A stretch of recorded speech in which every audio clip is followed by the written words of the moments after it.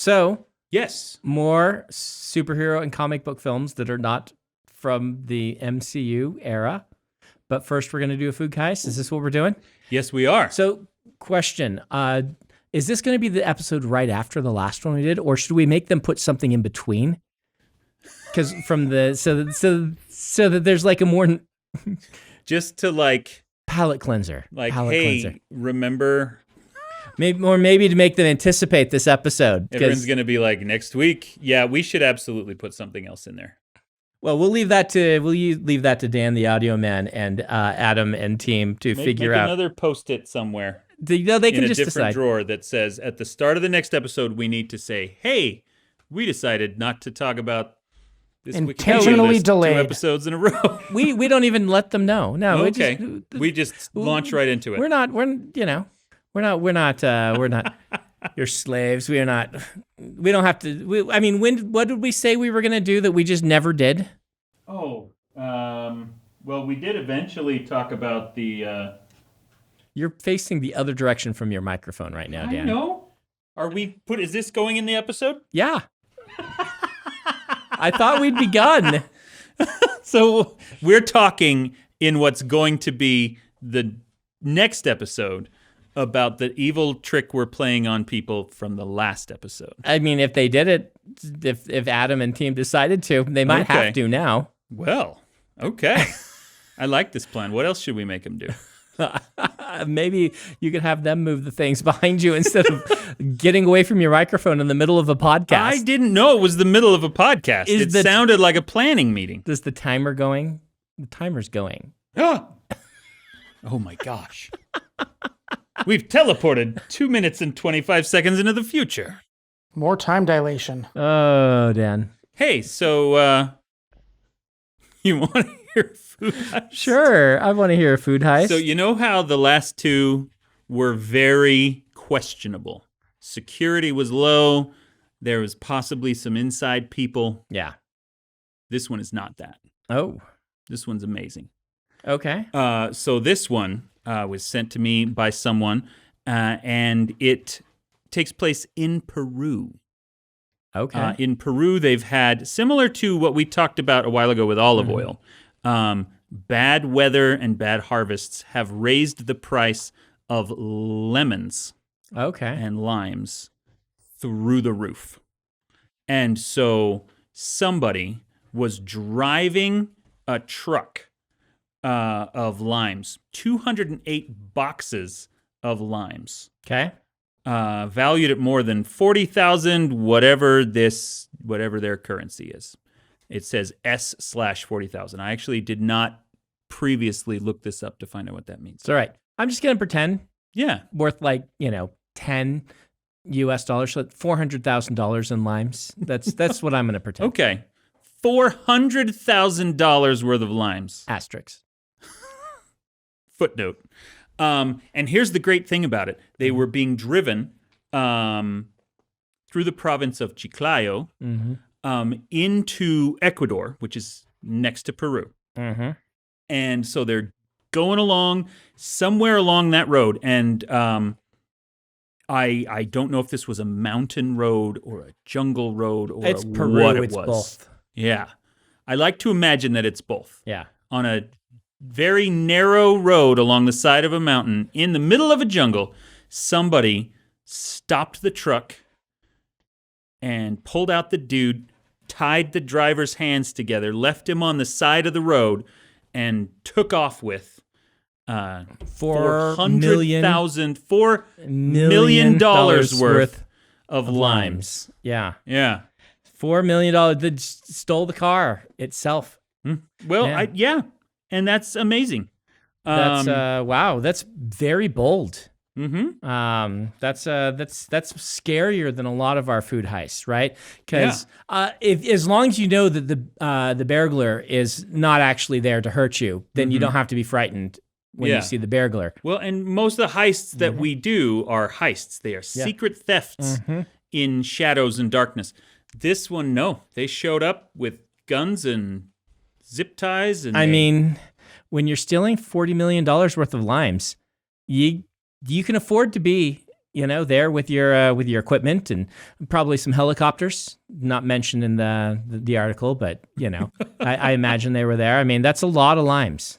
Well, and even the journalist here is getting into it because this sentence says the conductor was identified as Buenaventura Monja Serrato, 65 years old, who was abandoned in the darkness of the night. Yeah. There you are. So that's like, this is every now and then I think, this would make a pretty good movie.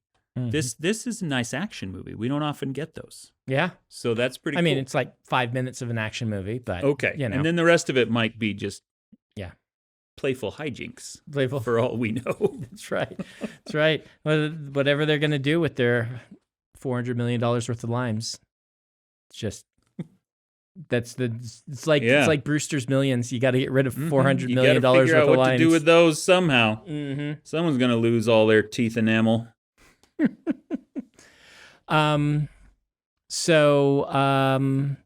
I have that thing you're saying, teeth enamel. I can't eat citrusy things. You can't eat citrusy things. Or my teeth start to hurt. Really? Yeah. So I haven't been able to have like sour gumballs since I was a kid because I probably ate way too many of them when I was young. Lost all the enamel on your teeth. Lost all the enamel on my teeth. Really? Mm. The last 2 times that I have had actual real limes squeezed into a drink or over tacos or something, I have had horrific acid reflux the following day. Mm. Well, that's probably a sign to maybe stop eating limes. Yeah, you're not going to do that. I don't know. That doesn't make any sense. No. I don't think scientifically that works out. It's really obvious, but I hadn't realized that until relatively recently, as far as like these things go, there was only one citrus tree, one type of citrus tree. And it's somewhat relatively recently in, human cultivation, transforming that one citrus tree into all the different varieties that we have cultivating. Like lemons and limes and oranges and grapefruits. Yep. All coming from this one progenitor of the citrus that have been cultivated by human beings. And the early ones, the rinds were like, an inch thick and stuff like that. Mm-hmm. So I should have realized that, but I just hadn't put together that the reason we have all these different fruits is us. It's us. Yeah. Ha-ha! Take that, nature. Yeah. There's probably what's probably happened, if I go read up on it better so people might, there's probably like 2 or 3 strains that naturally spread and started to change, and then we took those. Just evolutionarily? Yeah. But so what was the first one? Was it like a lemon? Or was it some proto-ur fruit? It's a proto-ur fruit from my memory of researching this that we don't have anymore because we don't have any of these. We don't have corn in the original corn anymore. We don't have that was just this really thick rind that was a citrus that was bred over time and different strains ended up, and we ended up with all these different fruit that all started together as one. Have you seen paintings of Middle Ages watermelon? Yes, I it's have. Like this huge watermelon-sized thing, and then like a couple of inches of actual edible fruit in the middle of it. Yep, and same thing with corn. Original corn was just like these tiny little kernels on an inch long or 2 inch long ear. So, speaking of ears, Howard the Duck, does he have ears? I don't know. It has ear holes. Do they count as ears if there's no ear around them? Probably. Because we're going to keep talking about this thing. Talking about superheroes. Until morale immediately after the previous superhero episode. Yes. With no pauses in between. No shenanigans. No, we would never do that. Before that, have you seen Weird Science? It's on our list. I have not seen Weird Science. Okay. We can move over Weird Science. I don't know. It doesn't seem like a superhero movie from the little I know about it. I don't Is that Val Kilmer in Weird Science? I do not remember. Okay. So it can't be Val Kilmer because by this time, Val Kilmer was starring in Top Secret. And he was like action star, like jokey, like Top Secret is. No, I can absolutely see like the journey from Weird Science to Top Secret. I mean, I could. Or vice versa. Yeah. Well, look it up. Is that Val Kilmer? It looks like it's Anthony Michael Hall, Yeah. Elin Mitchell Smith, and Kelly LeBrock. Yeah, So it's not Okay. because Weird Science What is am I like high thinking school of with him, students. then? What I was saying is he's older. He's playing action hero by this time already. Okay. He's too old to be. Wasn't he in a Weird Science-esque movie, though? I don't know. Oh, Real Genius. Real Okay. Genius. That's the Okay. one I'm thinking of. Okay. Okay. So, 86, Howard the Duck. And also 3 Supermen in Santo Domingo. You say that like it's Spanish, but it's not. I don't have a good Italian accent. So Howard the Duck. Howard the Duck. I mean, I'll tell you exactly what I remember about Howard the Duck. yeah. There's some kind of space laser that brings him to Earth. Yep. And then there's a scene where he makes out with Ali Sheedy. Yeah. That is all I remember. It's not Ali Sheedy. Look Are that you up. sure it's not Ali Sheedy? I am almost 100% sure it's not Ali If Sheedy. it's Val Kilmer, I'm going to laugh. It's not Val Kilmer either. Who's in Howard the I swear Duck? it's Ali Sheedy. Leah Thompson. Yep, there you go. Oh, I'm you're right. It's Leah Thompson. Thompson. Yep. Okay. I'm not as good with names as you are, but I knew that was not Ali Sheedy. Yeah, okay. So Howard the Duck was terrible. I watched it in the theater when I was 11, and I remember being like, this is just plain awful and weird. I don't like any of this. Why is this made by the guy who made Star Wars? Yeah, the Howard the Duck, even in comics, was specifically by and for very weird people. Yeah. Like, there was no misunderstanding about who their audience was, what kind of story they were trying to tell. And then the only possible explanation of why somebody thought they could turn it into the next Superman is just cocaine. I mean, it was 86. Yeah.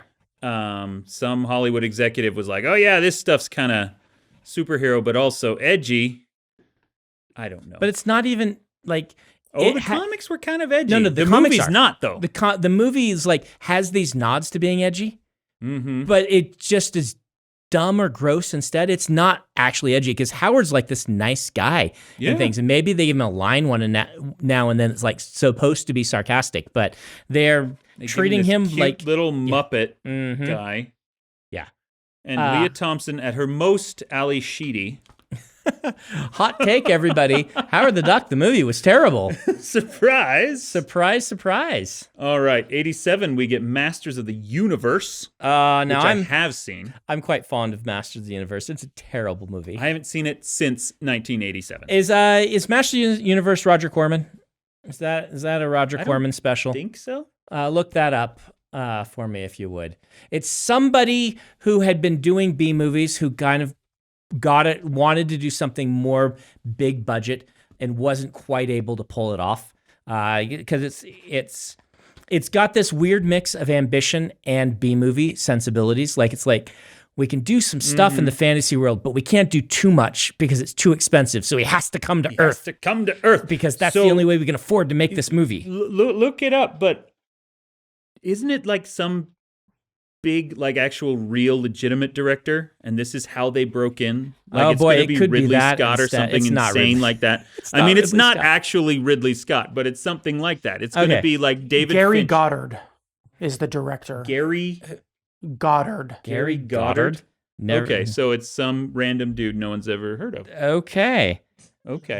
Sorry, no offense, Gary Goddard. Look at the producers that we love. There's a name associated with this that I know, I'm sure, other than Dolph Lundgren. You know what I like about this show is how prepared we are when we come into it. David Odell. Lundgren. Frank Langella. Courtney Cox. It's the Canon Picture Group. That's who it is. It's the Canon Group. It's the picture group. I'm not recognizing the names because it's Canon Films. You know Canon Films. Yeah. Canon Films, famous B-movie, action movie film studio, wanted to. It was the film group's attempt to go more mainstream. That's what I'm remembering. Anyway, man, I need to rewatch this. Yeah, because that is a murderer's row of like Frank Langella, Billy Barty. Yep. Robert Billy Duncan McNeil, Yeah. Courtney Cox. Billy Barty's This good is in it. insane. Yeah. Oh, Okay. yeah, early Courtney Cox. I remember that. That is bizarre. Is this before or after she did the Bruce Springsteen video? Oh. This would be about the same Yeah. I time. thought that think. launched her career, didn't it? The Yeah. Springsteen I video? think it probably did. This is fantastic. Yeah, we Okay. need to watch it. It's a ride. It is such a weird. They ran out of money and couldn't film the ending. They had to go fight to be able to get an actual ending fight between Skeletor and Dolph Lundgren, He-Man. That's awesome. And they had to film it with like no setting or background, so there's like blue mist in it or something like that, and just had it's amazing. It is also a tragedy, but yeah. And the Courtney Cox Bruce Springsteen concert in Minnesota was 1984. 1984. So So there you go. So this would have been filmed in '86. All right. So 87 has quite a bit. There's Master of the Universe, RoboCop, Yeah. Superman 4. So Superman 4, pretty terrible. RoboCop, RoboCop. amazing. Guess who's never seen RoboCop? Wow, Dan, Never seen RoboCop. you're supposed to be the one that knows all the film. RoboCop is super weird. It's by a weirdo director. I know. How have you not seen RoboCop? It's like Because my parents didn't let me watch rated R movies. okay. And then I just never got around to it. Have you seen Starship Troopers? Yes. Okay. It's Have the you same dude, right? Yeah. Paul Verhoeven. Yep. Have you seen Arnold Schwarzenegger on Mars? Yes. Arnold I was Schwarzenegger about on to Mars. say, no, I haven't. But you're talking about Total Recall. Total Recall. I Yep. have. Yeah. But see, that's one that came out when I was in junior high or whatever. Okay. And then I'm like, I need to go see that Mhm. now that I'm in college and I can do whatever I want. Yeah, that man. never was a priority for RoboCop for some reason. I guess RoboCop came out when I was 12. How did I see RoboCop when I was 12? Because I totally did. Yeah. Okay. Well, RoboCop's great. Okay. I haven't seen the modern RoboCop either. I have not. I heard it was, but Yeah. RoboCop is the best of those weird Verhoeven The movies. schlocky Verhoeven Yep, in my action opinion. movies. Mm-hmm. Okay. I also like that you almost said RoboCrop Robo. because there's a book I RoboSlop. want to write. Um, All the corn is mechanized in our dystopian future. I think we're already there. you gotta. We're being attacked. It's like Blade Runner. You by know, self-aware wheat. everything's. All the animals are fake and made out of metal. You got to eat your metal corn. You don't Yeah, got to get real corn. It's, you know. Some poor kid crunching away Yep. on it. Yep. All right. Well, now we start hitting where like comic book movies are the real deal. Yeah, they're because starting to become plausible. So 89, we have Batman, the Tim Batman. Burton Batman. Mhm. And a bunch of other stuff. 3 more Toxic Avengers movies back to back. Yep. Trauma accidentally made a hit, and so Trauma will do what Trauma does. But Batman, Tim Burton's Batman. Tim Burton's Batman. I loved the crap out of Tim Burton's Batman. Also, it's time for me to take a pill, apparently, because my alarm just went off. Okay. I hope they're legal. They are! It's Trazodone. Excellent. Okay. So yeah, let's see. So Batman 1989. I remember it came out the same summer as Who Framed Roger Rabbit, Mm-hmm. and I desperately wanted to see both of them. Both excellent movies. Yeah. Um, And Batman just, it changed my life. I didn't know that you could do cool things like this in like a real way. Because my experience with Batman and superheroes was primarily the schlocky old stuff, right? Yep. And then Batman came out and it was real and it was gritty and it was, I don't know. I was absolutely taken by it. Yep. I'm there with you. Like I'd seen Johnny Depp with Scissorfingers, Edward Scissorhands, Scissorhands. which I get it mixed up.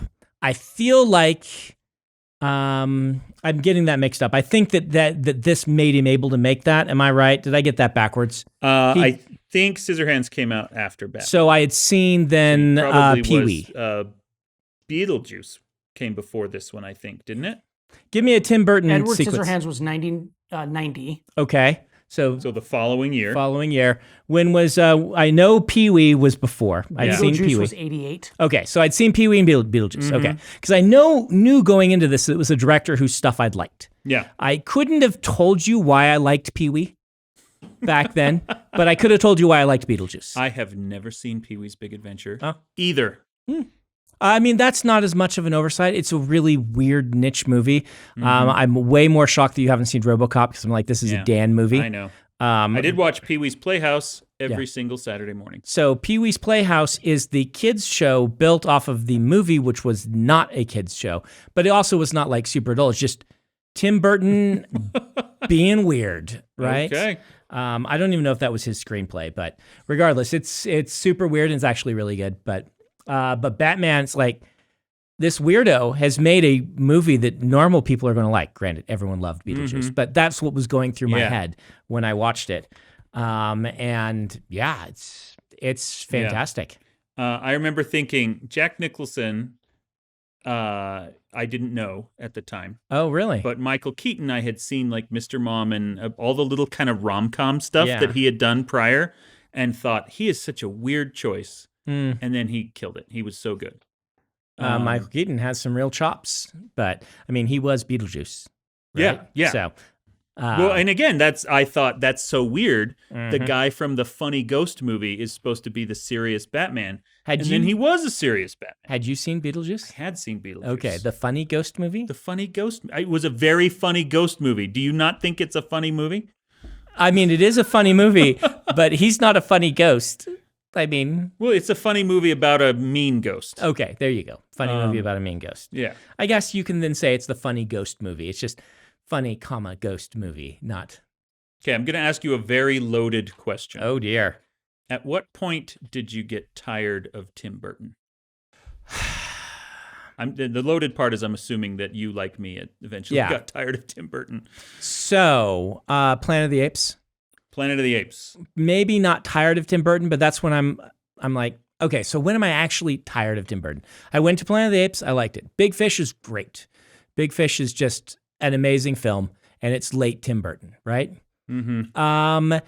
Probably then Alice in Wonderland, where I'm like, wait, I thought your whole shtick was it was weird and edgy, and you're supposed to, when you become mainstream, go more weird and edgy, not mainstream. Disneyify your look. Like when Nightmare Before Christmas came out, which I know is not as much Tim Burton as everyone likes to say it is. But when it came out, the whole, like, that worked. It's like, oh, Tim Burton's aesthetic plus a Disney film is like off kilter and weird. But by the time we were to Alice in Wonderland, it's just like, no, this is, Banksy would have things to say about this, I guess, is so it's right there. It's Alice in Wonderland. Yeah. I'm going to say for me, it was probably Mars Attacks. Okay. See, Mars Attacks is super weird, though. Like, I'm not tired of him. I watched it. I didn't get it because I didn't watch the 50s serials and the 50s science fiction things. But I watched it, I'm like, you do you, man. This is so stupid. It was so weird. So strange and weird.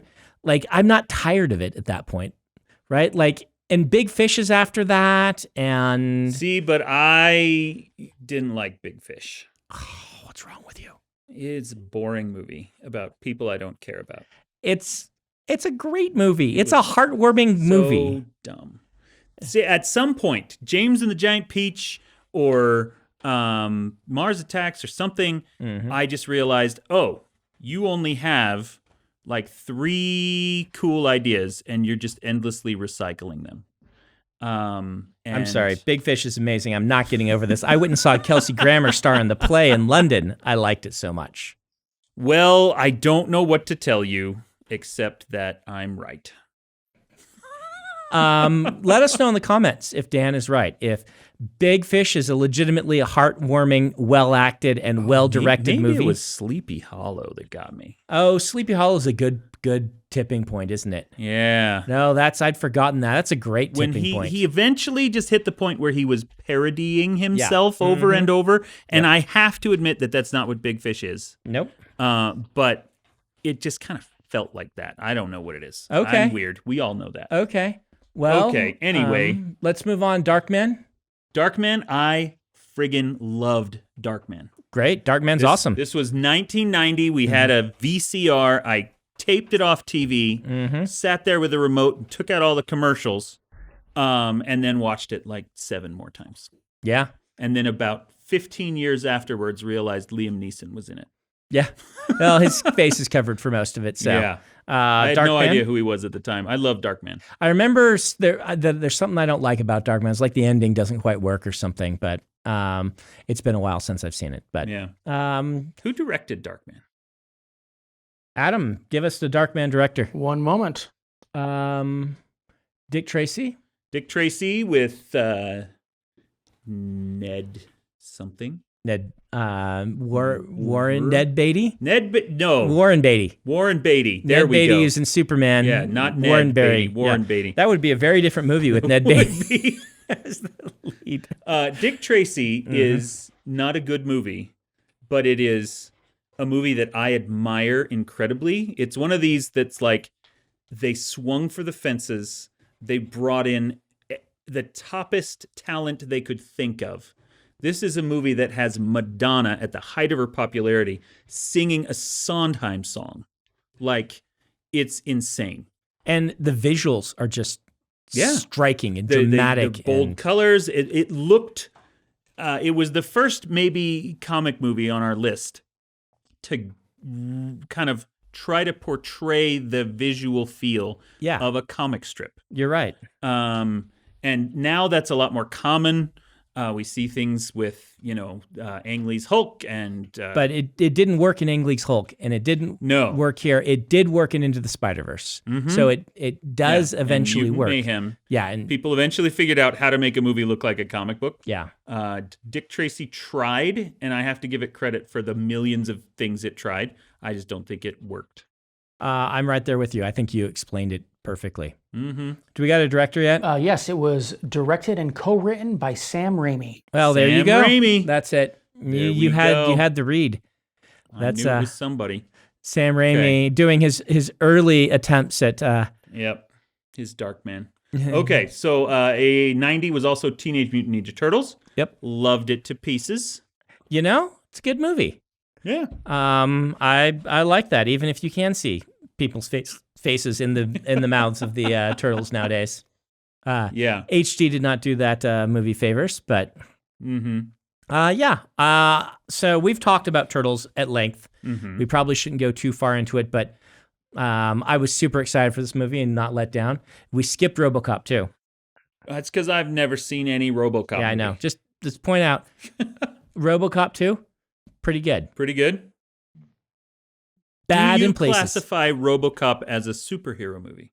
No, but it must have been from a comic or something to be on this list, right? I mean, it's kind of a superhero movie. He kind of is. You're right. It's like in a science fiction future, here's the guy that goes around beating up bad guys. That's basically what a superhero is. And like if Cyborg, I mean, he's a superhero. You get... Somebody made an angsty movie about... Yeah. DC Cyborg. Modernity and loss of humanity. So RoboCop 2, I won't say it's amazing. It has some really great sequences. It's basically the same movie as RoboCop 1, though. So, all right. 1991. The Rocketeer. The Rocketeer. Okay, so the important thing to know is that as a man born in 1977, yes, I obviously have a huge crush on Jennifer Connelly. As you've stated at least 24 times on the podcast. I mean, it's a defining part of who I am as a person. Rocketeer was one of my favorite movies. I have not seen it since it came out. Oh man, Do we have to watch it again? I have fond memories of it. I haven't seen it in, I'm going to say, 15 or 20 years. I wanted to show my kids in the theater, actually, and we just haven't gotten around to it yet. I think it holds up. Does It's it? one I watch pretty regularly. I really enjoy it. That's I mean, awesome. the score is incredible. I have the score, and I've listened to it. Score is good. Yeah. It has Jennifer Connelly. Just jaw-droppingly gorgeous Jennifer Connelly. It has, what's his name? James Bond? Tim somebody? I don't think there's a James Bond story. Yeah, there's a James Bond Timothy, from Living oh, Daylights. You're right. What's his name? Timothy. There's some who call him Tim. Yeah, whatever his name is, he's James Bond, and he is in this one. Alan Alda is like the kind of old, crusty Q guy. And I could not, for the life of me, tell you who plays the actual Rocketeer, but it was so fun to see that. It was the first movie I'd seen since Indiana Jones that captured old school pulp. Yeah. Kind of two-fisted, let's punch some Nazis. I love Rocketeer. So the Rocketeer is Billy Campbell. The James Bond you're talking about is Timothy Dalton. Timothy Dalton. And I think you said Alan Alda, but Is it not Alan? It's Alan Arkin. It's Alan Arkin. Thank you. I get those two mixed up Serpentine. all the time. Yeah, they should have thought ahead and had different names. All right, 92. We got to get through 95. Oh my Or gosh. To 94. Okay, we got to so- burn through this. Teenage Mutant Ninja Turtles 2, Secret of the Ooze. Is that the one where they go to Japan? Or am I Nope. thinking of Karate Kid 2? Try to get to. They do go to Japan. I think Teenage Mutant Ninja Turtles 2 or 3 is Turtles in Time Oh. or something like that. Isn't Nice. that the Japan one? Because they go to ancient Japan, don't they? Oh, you're right. They Yeah. do. And then we got to see him in samurai armor.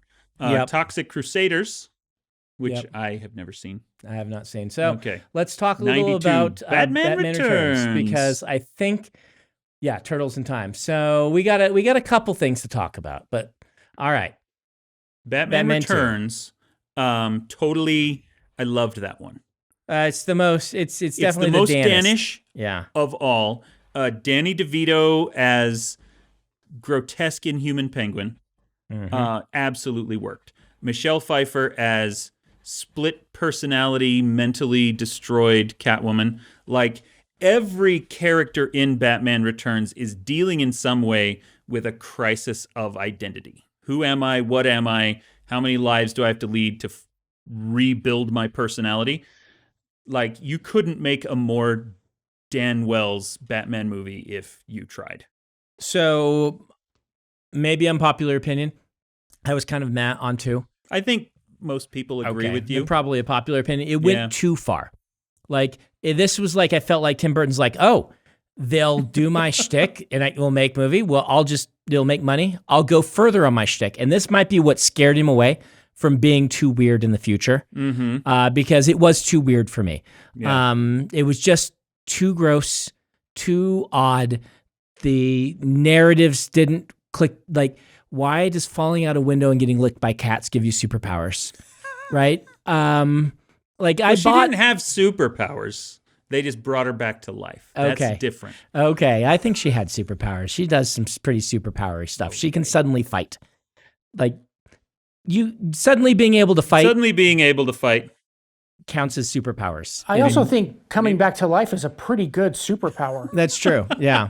So like I bought, okay, you get dumped in a vat of toxic waste and it makes you have a weird smile. But cats lick you back to life. And the whole penguin thing, I'm like, he's so gross. Oh, I loved him. I mean, it's a good performance, but he's so gross. I love how gross he is. I love seeing his weird deformities. I love watching him eat a fish. Yeah. Oh, you just reminded me of that Everything scene. about the I love Batman Returns so much, and my parents didn't like it. And I remember after watching it, I looked at them like, was your life just changed? Because my life was just changed. This has defined my visual and psychological niche for the rest of my life. And they were both like, that's gross. We don't want you to watch it anymore. So I was shocked that anyone would not love that movie as much as I did. What about Mask of the Phantasm next year? I did not see Mask of the Phantasm until I was married. Oh, yeah? It was probably 10 years later.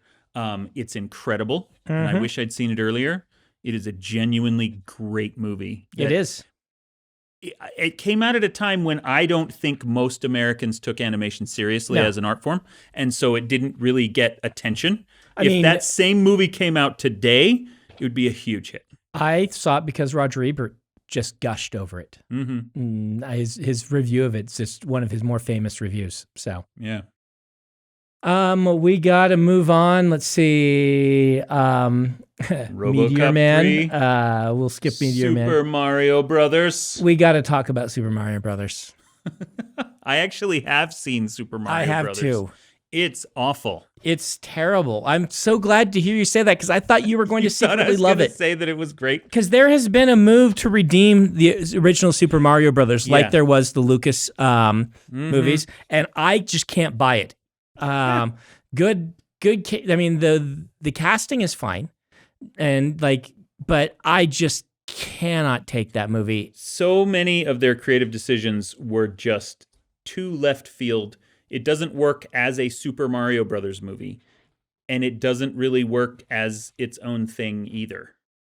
And I think that the people who are trying to push it, trying to redeem it, are mistaking I enjoy campy movies with this is a good movie.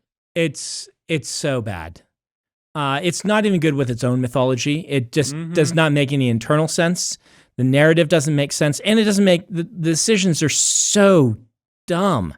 Like, how did you make this movie and be like, oh, I've played Super Mario Brothers. You know what? I like Blade Runner. Can we make that instead? Yeah. Well, and I want to be clear here because I know people are going to yell at us. If you like the Super Mario Brothers movie, that's fine. You can like it. You're not wrong. Yeah. You enjoy a thing, and therefore it is a thing you enjoy, and that makes it good, right? And it has great actors. Yeah. So, and it is weird. Better to be weird than bland. Mm-hmm. But wow, that's a movie. Yeah. So there you go. All right, we're gonna do 1994. 94. We only got through 10 years. And then Okay. But I mean, there are some bangers we have to talk about in 94. 94. Yeah. The Crow. Yeah, The Crow. I've never seen The Crow. I haven't actually seen The Crow either. I've read the comic. I haven't seen the indie comic back in the days when that didn't happen as often. Ethan is astounded, by the way. I don't know if you heard that, guys. Horrified, really. It is such an Ethan movie. Horrified because we haven't seen The Crow? Yeah. I mean, what's that? I think we should all watch that at some point. The list of things we need to watch at some point is... Yeah. We could watch The Crow. I'd watch The Crow. All right. We have to talk about the Roger Corman Fantastic Four. I have not seen it. But gushed I know over many things about it, and I know you love it. I legitimately love it. It's I love it for partially camp reasons, but so we've talked about that. What about The Mask? Okay, well, so we talked about this at the beginning of the other episode we did. No, Well, the period of time, which was apparently 94, 93, when everyone was like, hey, you know what's big? All those Batman movies. Let's do our own. And then instead of looking at Iron Man and Thor and stuff, they said, how about this ancient radio stuff that nobody under the age of 40 has ever heard of? And they thought that would work. And so we got a Mask movie. Oh no, I'm thinking of Phantom. When's Phantom? Is that the next year? Phantom of the Opera? No, the Phantom with what's his bucket? I have no idea. Yeah, there you go. The Phantom in 96. Okay, yeah, The Mask is Jim Carrey. That's different. Yes. But The Shadow. Okay, let's talk about The Shadow. The same year. We'll just skip The Mask. We'll come back to The Mask. Okay. But yeah, I don't know. I assume what happened is that old men running the studios were like, "What do kids like these days?" I remember superheroes when I was a kid. I went to The Shadow with my dad, and he loved it so much that the movie is burned into my brain as one of my favorite movies. Movie-going experiences? Yes. Okay. And I remember shots from that movie, and every one of them I remember just with incredible fondness. It was a very visually stylistic movie. I like that movie more than Batman, Tim Burton's Batman. Really? And I really like Tim Burton's Batman. To this day, still. Going to see your dad's childhood superhero made into a movie and having him the whole With time your dad there. with my dad and having him just love it. I can see how that would be awesome. Yeah. So Okay. I am very, very fond of that movie. And of Alec Baldwin's And of prosthetic nose. Alec Baldwin. And the poses at the top of stairs and buildings appearing out of nowhere, and who knows what evil lurks in the hearts of men. Anyway, the shadow knows. That's awesome. So just absolutely love that movie. So your dad loved The Shadow, yes. but not The Phantom, Nope. because it's the same thing from the Yep. same period. He never talked about the Phantom. It was the shadow that he listened to. The Shadow. Mhm. Because The Shadow was the edgy noir one, Ah, and Phantom was white savior in a jungle. okay. So, yeah. Well, All right, but we skipped over The Mask. okay. We'll Jim end with Carrey. The Mask. Let's talk about The Mask. Great movie. This year was also Time Cop. We're not going to talk about Time Cop. I haven't but- seen Time Cop. You haven't seen Time Cop? Yeah, is that Jean-Claude Van Damme? Yes. Yeah. That's as shocking to me as me not seeing RoboCop was. Why? Van Damme is not a good actor. But I've seen every Van Damme movie. Have ever you? made. I don't think I've seen any. Oh my gosh. Damn, Every that's clip not a I've brag. seen, I'm like, Okay. Right. Whoever's listening, if Brandon ever gets kidnapped and disappears for like a week, it's not me forcing him to watch the entire film career of Jean-Claude Van Damme. I mean, we are narrative storytellers that try to, look at new ways to tell stories and things. What is more shocking? Not having seen Paul Verhoeven, who bucked the Hollywood trend and did satire without people knowing it, or a guy who's good at kicking people? Okay, but he is so good at kicking people. He does a stunt in one of his movies where he jumps onto the front of a moving car, runs along the top, and jumps off the back, and it's actually him, and it's filmed in real time. It's amazing. I have seen Chris Farley do the splits and jump up, and it was done in real time but reversed, and it was really him. Have you seen that? Is that Beverly Hills Beverly Ninja? Hills Ninja? Yeah. Yeah. Okay, so let's talk about The Mask now. This will Yes. be our final thing we talk about this episode. And there's no superhero movies after 1994, so we'll never do this again. Yeah, I'm sure we will. We will never sit down and be like, "What can we need?" We never finished that list. We're not going to do that. No, that's never going to No, happen. that's not going to I'm happen. going to go home. I'm going to watch Darkman again, and that's all that's going to happen. Yeah, we definitely don't have anything to say at all about the Joel Schumacher Batman movies that came after. That's not something that 1995's we Batman want Forever. to talk about.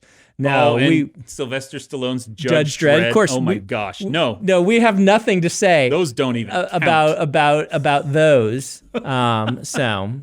Okay, so The Mask. This was really like Jim Carrey's huge breakout movie, wasn't it? Or had he done like Ace Ventura? He did Ace Ventura he did previous to Ace this. Ventura. Okay, so he was already big. Mm-hmm. But The Mask is when I started taking him seriously because it was awesome. It was watching an actual cartoon character Yeah. on live action. Like Ace Ventura felt like watching a Saturday Night Live skit. Like it was That true just in living never color, ended. but that just never ended. And I'm like, it's funny, but it's not. But The Mask was like, wow, this guy can do stuff.